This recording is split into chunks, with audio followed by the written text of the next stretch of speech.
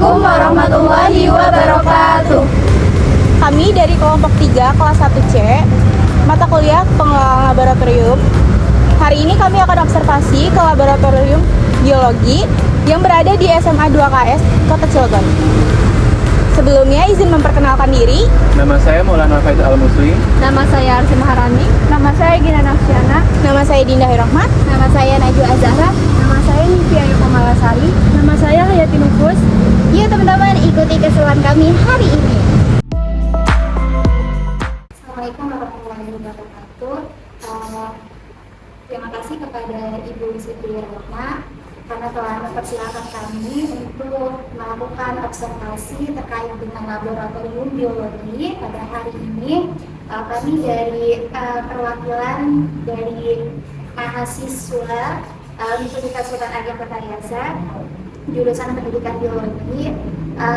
Kali ini kami ditugaskan untuk mewawancarai Ibu terkait dengan laboratorium ini dan seperti apa sih laboratorium ini gitu. Nah, untuk pertanyaan, masuk pada pertanyaan yang dua. Untuk pertanyaan yang pertama, terkait dengan kapan laboratorium ini berdiri dan mulai kapan sih laboratorium ini aktif beroperasi? Kalau kapan berdiri, Ibu juga kurang tahu ya. Udah lama banget. Ini itu memang peninggalan perusahaan ya. Kan dulunya sekolahnya adalah sekolah swasta dari PT Krakatau Steel. Makanya kan sekarang juga kata Krakatau Steel-nya nggak boleh hilang gitu. Jadi ini kalau berdirinya nggak tahu Ibu juga, ketika Ibu pertama kali ke sini emang sudah aktif digunakan ya. Pada tahun 2008 ke sini itu sudah bisa gitu. Jadi emang khusus ini dipakai untuk biologi gitu. Jadi semenjak Ibu pertama ke sini 2008 ini sudah dipakai sebagai laboratorium biologi gitu. Jadi sudah cukup lama ya. Cukup lama. Nah, pertanyaan berikutnya ya Bu, pasti kan di dalam sebuah laboratorium ada beberapa aturan yang harus dipatuhi siswa agar laboratorium itu tetap aman dan pembelajaran bisa kondusif gitu. Nah, terkait dengan peraturan di laboratorium, kami izin mengetahui apa saja sih yang sekolah ini terapkan terkait dengan peraturan di laboratorium. Kalau peraturan nanti kalian bisa di sana tertib, nggak mungkin Ibu sebutin satu-satu ya, silahkan nanti boleh difoto atau boleh di shoot, di situ ada tata tertibnya. Yang pasti kalau yang namanya masuk ke laboratorium berarti bawaan kayak tas, buku-buku itu nggak mungkin dibawa ke laboratorium, itu yang pertama ya. Kemudian yang dibawa itu hanya alat atau bahan yang akan digunakan untuk praktikum. Buku mungkin dari satu kelompok ada buku tulis satu, buku paket satu. Kalau sekarang kan udah nggak zaman juga buku paket, bawa HP aja satu gitu. Itu udah cukup kalau untuk sekarang. Kalau dulu mungkin ya boleh silakan bawa buku paketnya satu, buku tulisnya satu per kelompok gitu. Jadi nggak boleh bawa banyak-banyak barang. Itu mungkin. Kemudian yang kedua, ketika praktikum udah jelas harus menggunakan jas lab gitu. Jadi itu yang harus dibawa gitu. Buku tulis, buku paket atau handphone itu hanya cukup satu saja. Kemudian jas lab, kemudian alat dan bahan yang diperintahkan oleh guru untuk kegiatan praktikumnya. Praktikumnya apa berarti itu yang dibawa gitu. Itu peraturannya. Kemudian yang selanjutnya peraturannya mungkin ketika di laboratorium dilarang makan, minum, kemudian bercanda ya. Pokoknya menggunakan alat-alat laboratorium tidak dengan sesuai fungsinya atau perintah yang diberikan sama guru gitu. Itu udah pasti nggak boleh. Kemudian tidak ada sampah di atas meja atau bawah meja atau di wastafel, itu udah pasti peraturannya seperti itu. Kemudian untuk barang-barang yang gampang rusak, gampang pecah, itu digunakan harus dengan benar-benar hati-hati. Kalau merusak, berarti memecahkan, berarti harus mengganti. Mungkin itu peraturannya. Kemudian penggunaan zat-zat itu juga yang lebih penting. Ada zat-zat yang berbahaya itu nggak boleh sembarangan. Makanya tadi nggak boleh bercanda, nggak boleh menggunakan nggak sesuai dengan fungsinya. Gitu beberapa peraturan mungkin yang harus benar-benar ditaati. Tapi kalau pengen semuanya ada, nanti tinggal dilihat aja peraturannya di situ. Bertanya tentang selanjutnya, apakah ada program khusus atau kegiatan ekskulikuler yang melibatkan laboratorium sekolah ini? Ada, ekskulnya ada, ekskul biologi khusus ada ya, ekskul biologi. Mereka juga memang biasanya kalau ekskul biologi suka di sini, atau kadang-kadang kalau misalkan labnya dipakai di kelas gitu ya, biasa digunakan oleh ekskul biologi. Atau IPA yang mau ya ke biologi gitu bisa gitu, suka digunakan juga. Ya, selanjut ke pertanyaan berikutnya ya Bu. Bagaimana sih Bu laboratorium sekolah ini, apakah dapat terintegrasi dengan kurikulum pendidikan saat ini Bu? Ya, kita harus yang namanya kelas IPA yang harus sering praktikum, itu udah jelas harus sering praktikum. Kemudian kan kalau terintegrasi, sebenarnya terintegrasi dengan beberapa pelajaran yang memang sesuai gitu. Kalau ada yang mau menggunakan dari mata pelajaran lain, kalau memang terintegrasi dengan biologinya atau IPA-nya, ya boleh dipersilahkan gitu, tidak masalah gitu, menggunakan laboratorium, tapi ya tetap sesuai dengan aturan yang ada. Tadi juga kita sudah mengetahui bersama apa aja sih peraturan yang ada di laboratorium ini. Nah, terkait dengan alat-alatnya nih Bu, apakah ada alat-alat yang memang canggih gitu, yang apa sih sesuai dengan keluaran inovasi terbaru gitu yang digunakan di laboratorium sekolah ini? Yang canggih yang di mana ya? Yang sekarang ya, yang terbaru ya. Iya. Mungkin mikroskop juga ya. Kalau dulu kan mikroskop itu hanya cahaya manual aja ya, cahaya dari luar. Kan kalau sekarang udah pakai listrik gitu kan, elektrik, bukan elektron tapi elektrik ya. Awas elektron mah itu susah lagi. Indonesia aja nggak punya kan, udah elektrik.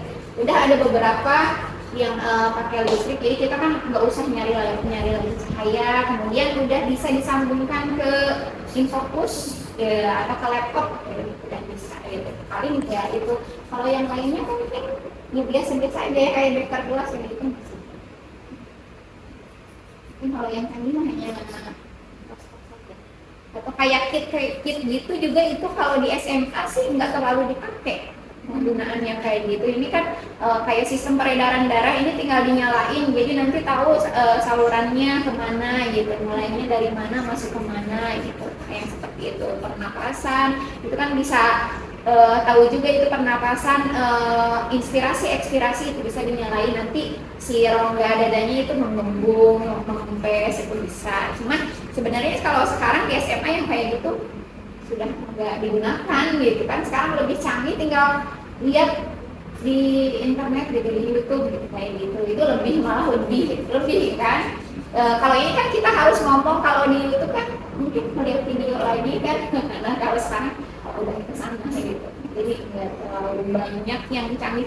Kalau zaman dulu mungkin ya yang kayak gini, jadi tahu kan sistem peredarannya itu bergerak, nyala itu yang peredaran darah, ini yang pernapasan juga, terus yang jantung juga gitu kan. Itu ada ini, ada lampu-lampunya nyala, gimana mekanisme. Ini mungkin pertanyaan terakhir ya Bu ya. Ada nggak sih Bu tantangan tersendiri dari para pendidik atau guru terkait untuk apa ya, menjelaskan atau seperti ada nggak sih tantangan tersendiri selama mengelola laboratorium atau memberikan pelajaran kepada siswa terkait laboratorium praktikum gitu?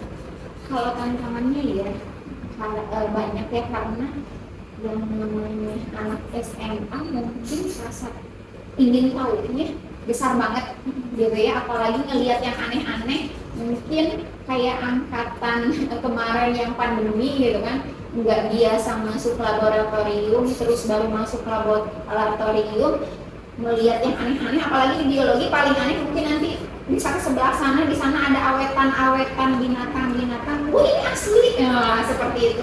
Padahal kan kita nggak mempelajari itu, gitu biasanya gitu karena rasa ingin tahunya besar, jadi yang tidak digunakan, gitu. Mereka pengen menggunakan, pengen mencoba, biarpun ini jangan ya, gitu. Itu tantangannya karena anak SMA ya seperti itu, apalagi ibu megang IPS kan bukan jurusan biologi gitu kan, biologi itu hanya ada di IPA, tapi kan ketika kurkilas itu ada IPS juga ngambil lintas minatnya biologi. Nah, kan anak IPS itu tidak mengetahui tentang IPA seperti apa dan mereka antusias banget. Nah, itu tantangan buat kita karena kenapa kadang-kadang anak IPS usil, jahil, menggunakan alat, menggunakan bahan itu takutnya gimana itu tantangan berat banget gitu ya. Karena yang menghadapi mereka yang biasanya selengean diterapin aturan di lab seperti itu, dengan mereka rasa ingin tahunya juga besar, kita harus ekstra. Itu tantangannya. Terus kalau memang di biologi kan emang harus diperbanyak praktikum ya, biar mereka mengetahui seperti apa yang namanya biologi dan nanti diterapkan di kehidupan sehari-hari. Ya kita harus terus menggali praktikumnya, jangan itu aja dari zaman dulu sampai zaman sekarang praktikumnya itu aja gitu. Nah, harus kita juga punya inovasi yang baru gitu, yang harus dipraktikkan seperti apa dan apa, bagaimana itu mungkin tantangannya. Ya, teman-teman ada pertanyaan tambahan? Cukup ya. Baik, mungkin cukup dari wawancara dari kami, Bu. Sekali lagi terima kasih untuk waktunya dan untuk jawaban dari pertanyaan kami. Dan semoga semoga guru-guru di sini bisa banyak memberikan inspirasi kepada muridnya, dan semoga banyak juga banyak juga siswa yang mereka itu minat ke dalam ilmu biologi ya, karena itu ilmu yang penting di luar kehidupan ya. Sekian. Wassalamualaikum warahmatullahi wabarakatuh. Assalamualaikum warahmatullahi wabarakatuh. Di sini saya akan mewawancarai salah satu siswa yang berada di SMA 2 KS untuk memberikan sharing tentang penggunaan lab di sekolah. Oke, langsung saja izin dengan dan langsung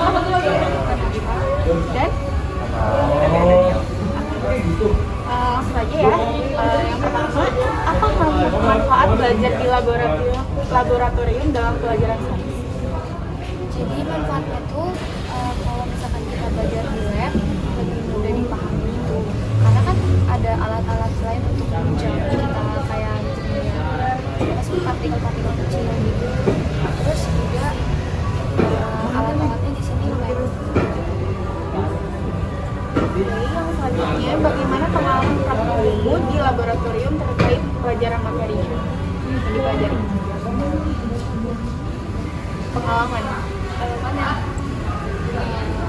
Seru aja sih di sini. Terus juga kita kan saling bekerja sama. Gurunya juga itu kayak sudah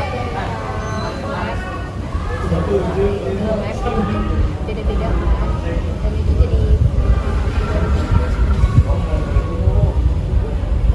bagaimana cara kalian mengatasi kesulitan atau tantangan pas di laboratorium gitu? pertama udah pasti kalau misalnya kita kesusahan itu nanya sama gurunya. Yang kedua kita coba ngomong, terus di akhir itu gurunya pasti kayak ngebahas itu tentang semuanya, jadi kita sharing-sharing bareng gitu. Oke, selanjutnya untuk Kakak TG, apa kesan atau pelajaran yang berharga yang pernah kamu dapetin dari laboratorium? Kesannya ya pasti senang kuliah bareng teman-teman, pelajaran berharganya banyak lah mulai dari materinya, apalagi biologi identik sama praktikum juga kan, jadi kayak kita praktikum kadang kalau sesuai teori kita senang, kalau teorinya kayak gini tapi prakteknya beda malah bingung sendiri gitu. Oke, Bagaimana peran guru atau pengajar dalam mendukung kegiatan di lab? Guru penting sih. Kadang kita kan kalau nggak sesuai teori langsung blank kan, mau lanjut apa atau gimana, itu pasti kita butuh gurunya. Atau mungkin kalau kita udah ngerti, kita nyos-nyosin sama sesuai gurunya, teori kita ini benar atau enggak gitu. Jadi sangat penting sih. Ada ide nggak atau ada inovasi yang ingin kamu ajuin nih buat di lab biologinya? Mungkin inovasinya bisa kayak ditambahin proyektor kali ya. Kalau biologi kan kita praktek, terus mungkin emang dijelasin langsung sama gurunya, tapi butuh kayak mungkin hasil jadinya tuh gimana sih, biar kita langsung bisa tahu gitu. Bisa dibaik sih.